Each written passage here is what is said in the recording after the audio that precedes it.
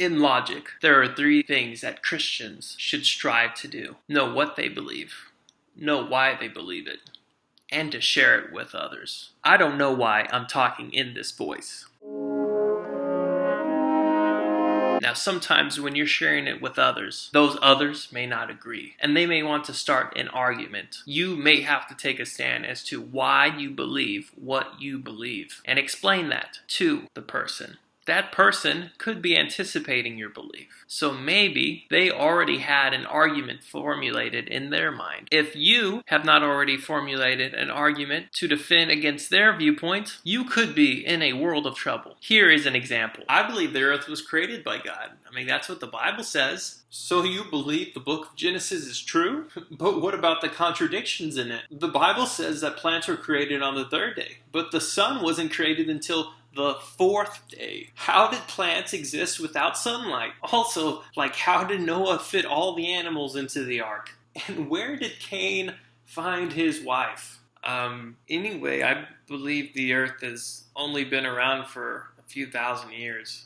If it was millions of years ago, the sun would have been so big that the earth wouldn't have even been able to live. Oh, do you? What about dating methods? Radioactive dating show that these fossils are actually millions of years old. Also, did you know that many of the stars that we see are millions of light years away? How did the light from these stars travel millions of miles if the Earth is only 6,000 years old?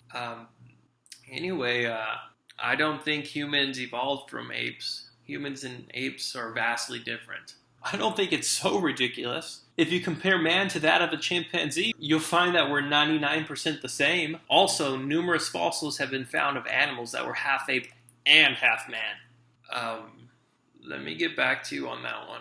You'll see that Bingo was discouraged in that argument. He wasn't anticipating what the opposition would say. It's not that Bingo's arguments were bad. It's just that Bingo didn't anticipate opposing arguments. It is not enough to have convincing reasons for what you believe. If you want to have a strong position, you need to anticipate opposing arguments and counter arguments. You see, Bingo knew a lot about his own belief, but he wasn't able to counter the professor's belief, or whoever that guy was. You need to have an argument prepared for these types of people. How do you do that, you may ask? Well, you do some research. You read books. You read articles. You find information.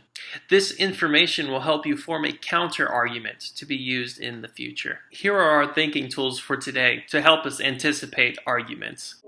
Thinking tool number 1, research the subject. Thinking tool number 2, imagine yourself in the place of someone who disagrees.